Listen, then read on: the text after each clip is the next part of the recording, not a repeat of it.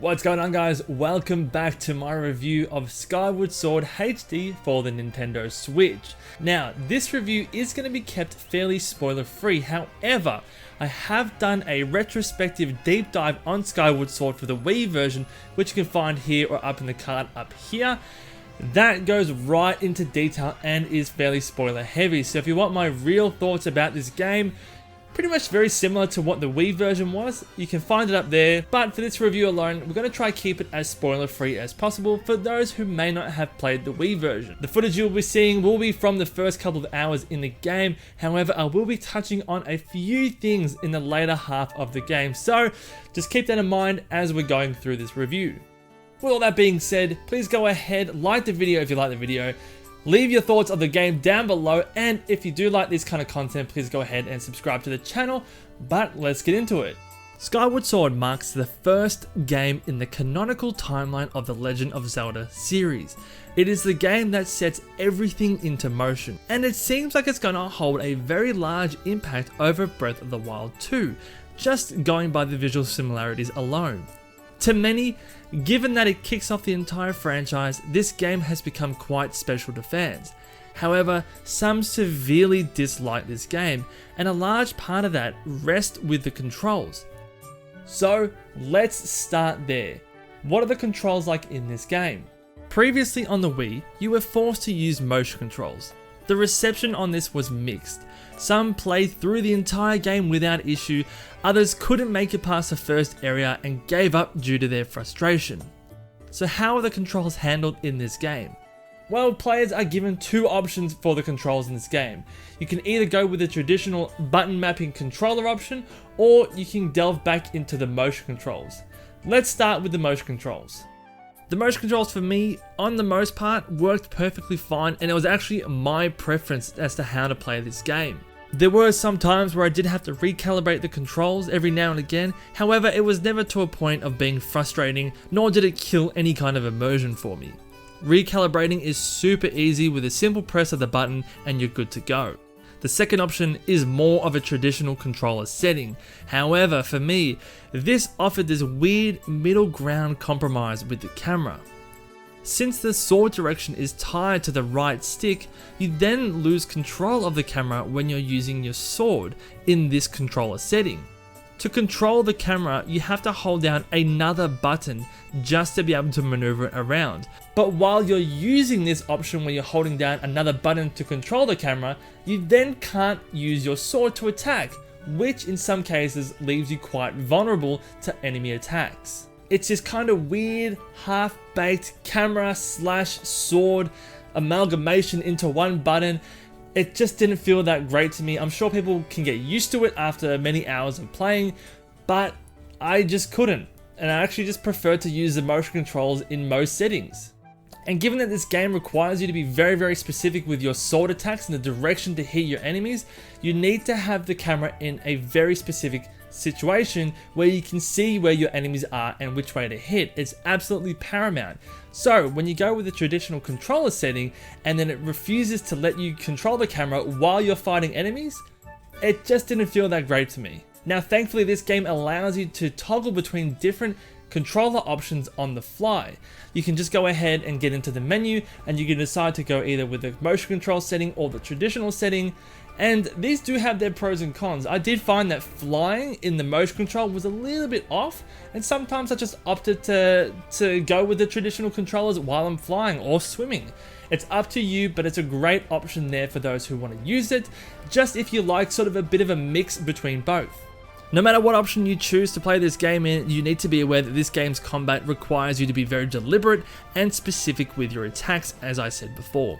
You really need to pay attention to your enemy, what their stance is, and evaluate their potential weak spots.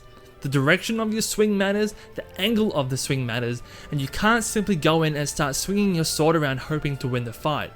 So what I'm trying to say is, just try both controller options, see what works for you, because that's going to be paramount for you getting through this game. Now let's move on to the gameplay.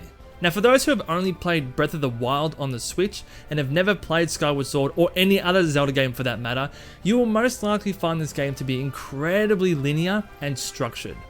If you are a Zelda veteran, you know exactly what you're getting into. This game, like most other old school Zelda games, is very linear in its story, its missions, and the level design.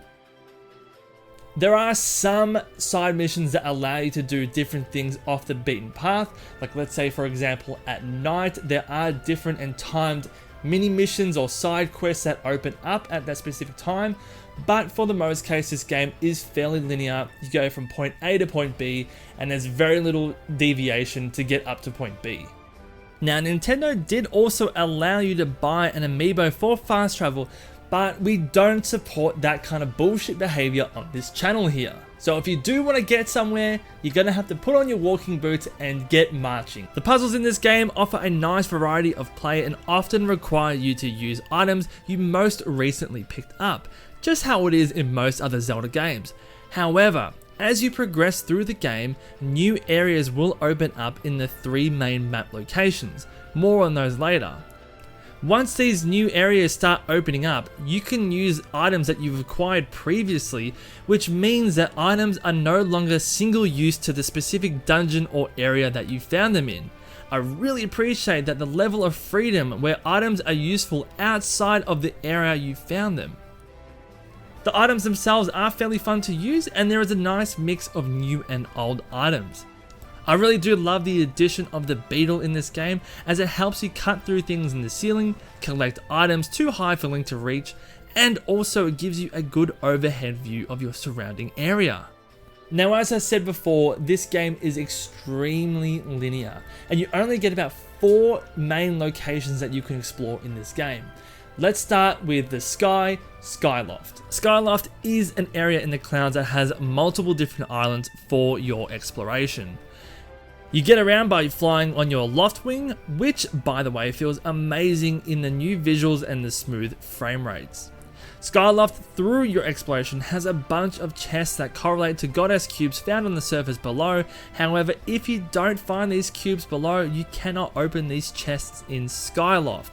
It is extremely annoying, and I often find myself ignoring these unless these goddess cubes are on the way. The rewards for finding all of these chests aren't really that game changing or great really, so you can get away without finding them. Now as I said before, Skyloft offers a large amount of islands, and each island offers up different things in terms of what's on them. Some have chests as we mentioned before, some have hearts, some have residents that ask you to play a minigame, and sometimes there's just nothing on the islands. There's a whole range of different things, so it is worth your time going around and exploring what is on each island. Now in Skyloft there is a main hub area, and there's this tent called the Bazaar. For the player's convenience, all matters regarding potion making, buying items, weapons, etc. is all in this one tent. What this means is that you have one place to go to for all your inventory and weapon needs. It is so much better than trying to find some random dickhead driving around in his boat wondering where the hell he is. Yes, I'm looking at you, Wind Waker. Now that's Skyloft Area 1. There's 3 more areas that you'll be exploring in your play. Let's go down below onto the surface. So these 3 main areas are basically where you're going to be spending majority of your time in this game. This is where the conventional Zelda tropes lie. Here are your dungeons, here are your items, here are your enemies and your actions and your puzzles and all that sort of stuff. Everything like that happens on the surface. Now as I said at the start of this video, areas within these specific map locations will start to expand as you play through the game. This means that you don't go to new locations, it's just the pre-existing locations get bigger. I am 50-50 on this. I do like how you return to existing areas and see how they changed based on your influence in the story. There is something to be said about seeing a familiar setting changed based on the events of the story and how you've impacted that, and you do kind of get a little bit emotional and a bit of an attachment to the land. However, 3 locations is on the lighter side. The main 3 areas are a forest area, a lava area, and a desert area, all of which have been done to death in the Zelda games. So given that there are only 3 main areas on the ground, I would have liked them to flesh them out a little more. However, that being said, the Lanayru Desert is by far the standout, especially when you get some time shift crystals that restore the desert back to its oceanic paradise it once was. For spoiler reasons, I'm not going to show this, as the impact of this moment is incredible when you first play it.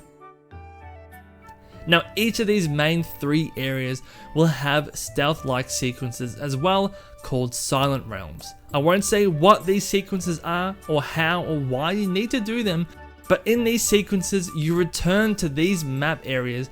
However, you cannot use any items, you cannot make a sound, and you can't be seen by the creatures in these segments. If you get caught, it's instant death. This changes up the familiar gameplay of the levels that you would have already become accustomed to. It gives you new elements to make them feel fresh and surprisingly eerie thanks to the accompanying soundtrack and ambience of these areas. Now, the bosses in the game are quite good and actually have some of my favorite bosses of all Zelda games in this game. Most notably Koloktos, who was a golden statue with multiple limbs, all carrying different weapons that you need to look out for in your battle with him. Again, I'm not going to show this boss for spoilers, however, let's just say that you get to decide how many limbs he can keep. It's such a good boss battle and one that you should go into blind. Now, the usual Zelda tropes are here with the whole hit once, hit twice, hit 3 times and the boss is dead. That's here. Whether that's a positive or a negative for you is up to your own personal preference. I don't really mind it, I'm kind of used to it now, having played multiple Zelda games. It's just whatever to me, but again, if that bothers you, unfortunately that is in this game. The main antagonist isn't Ganon for once, it's Girahim. He's a narcissistic, egotistical, and absolute highlight of the game.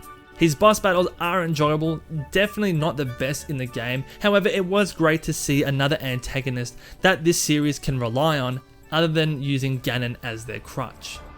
Throughout your gameplay, you'll also be collecting different ingredients around the world which can be taken back to the bazaar for a range of uses. This can be for potion making, making new items such as better shields, or upgrading existing items so they become more durable. I absolutely love this, it gives players a reason to go around and explore the world that actually creates a meaning and usefulness behind picking up said items. I love when games do this because it makes it feel worthwhile, just picking up bugs and rocks. It's not a rock, this is a mineral for like the 10th time. Now, the annoying things from the Wii version of this game are still present in this game, but not to their full extent. If you played on the Wii, you will know exactly what I'm talking about. If you haven't played this game at all, let me catch you up. The backtracking in this game is real. Due to the limited number of areas in this game, you will be revisiting old map areas constantly. In these revisits, you'll often be given a task to get a random item which is always on the other side of the map. And with no in-game fast travel, again, I'm not paying for your overpriced amiibo for a quality of life feature. You're forced to trudge through the grounds you've already gone through to get this random item and bring it back. There are a lot of fetch quests in this game, repeating bosses, and sometimes within the same hour of fighting them, you need to fight them again. The last quarter of this game feels like an entirely artificial game lengthening segment. At this point in the story, you've already proven yourself as a hero. The exact person you've proven yourself to on multiple occasions gives you one last test, despite you already proving your worth, unlocking the Triforce, getting the Master Sword, and saving this specific person. All of that just isn't good enough, and they want you to prove yourself one last time. It leaves you with a tiresome feeling. Story-wise, it comes across as padding or just artificially lengthening the game, and it doesn't feel fun to play through. It's an absolute slog, and it slows down the end part of the game drastically. It was almost like they were concerned that the game wasn't long enough for some reason, so they chucked in all this padding just to beef it up. It's not fun extra hours, it feels like a chore to get through. Now, this game looks amazing, buttery smooth, 60 FPS. I didn't really notice any times where that frame rate would drop, even when there was a lot of enemies or artifacts on screen or a whole bunch of shit blowing up. It managed to maintain what I could see as 60 FPS the whole way through. Super impressive. Now thankfully, Fi or Fi or whatever, however you say her name, doesn't speak that much in this game. In the Wii version, she would pop up every single time you blinked. But in this game, she's quiet, she keeps to herself, and she's quite useful actually when you don't know what to do or where to go. She will tell you exactly what to do, where to go, and is only really there when you need her and when she's called on. So that is a good quality of life change, and there's actually been multiple quality of life changes in this game, which we'll get into now. The opening tutorial, item descriptions, and cutscenes are all streamlined. You can skip cutscenes if you're not into them. And for me, the best quality of life is the item descriptions. In previous games, you could pick up 69 items, nice, and it would give you a description or information pop up every single time. So when you go to pick up that item for the 70th time, the game treats you like it's your first time picking it up. I don't need to have this item described to me 70 times. Thankfully, that is gone. You pick the item up once, it tells you what it's about, and when you pick it up for a second time, third, fourth, fifth, whatever, it will never give you that information pop up again. Beautiful. Now moving on to what I think is one of the biggest strengths of this game, its music. The music in this game is absolutely superb.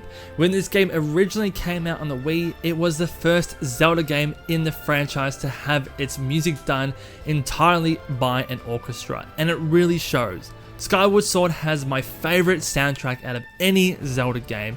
It adds so much emotion and ambience to whatever situation you find yourself in, and it completely elevates and heightens your experience in the game. There's not much else that can be said. The music is 10 out of 10, absolutely superb. Let's get into the visuals and the performance. Now, as I said before, the frame rates have been beefed up to 60 FPS, and as I also said before, they never really dropped even when there were a bunch of enemies or explosions or items or artifacts on screen. The game still boasts that really nice blend between Wind Waker and Twilight Princess for its aesthetic, one that I'm a big fan of. Things in the distance start to look like watercolor painting. The world is bright and vibrant, and it's also in a weird stylized way. It's cartoony without feeling like it copies Wind Waker, but at the same time, it takes some of Twilight Princess's realism so characters are emotive enough without overly exaggerated facial expressions. I understand with the hardware limitations you're not going to be getting a 60 FPS on the Wii, but this, I think, was the original vision of the game. It feels a lot closer to what they had originally envisioned when making the game. So, is this game worth picking up? I'd say for new fans to the series, absolutely. Just keeping in mind that if you are coming from Breath of the Wild, this game is going to be fairly linear in comparison. It offers some great puzzles that are going to hold your interest and intrigue and will actually have to make you think for a little bit. The puzzles aren't too complicated, but they are extremely fun and rewarding when you do solve them. The game isn't without its problems, and there is a lot of backtracking and all that sort of stuff, as I mentioned before, that you're just gonna have to get used to, and there's so much padding at the end, it's gonna slow the game down immensely for you.